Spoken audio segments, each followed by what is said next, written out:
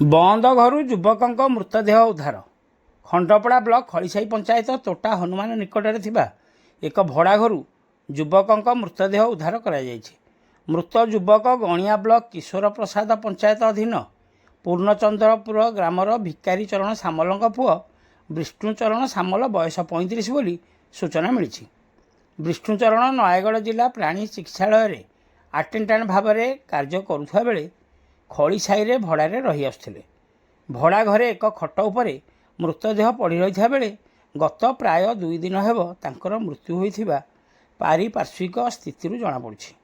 ତେବେ ଏହା ହତ୍ୟା ନା ଆତ୍ମହତ୍ୟା ସ୍ପଷ୍ଟ ହୋଇନଥିବା ବେଳେ ସ୍ଥାନୀୟ ପୁଲିସ ପକ୍ଷରୁ ଶବ ଜବତ କରି ଘଟଣାର ଅଧିକ ତଦନ୍ତ କରାଯାଉଥିବା ସୂଚନା ମିଳିଛି। ଖଣ୍ଡପଡ଼ାରୁ ସନ୍ତୋଷ କୁମାର ସାହୁଙ୍କ ରିପୋର୍ଟ, ଖଣ୍ଡପଡ଼ା ଖବର।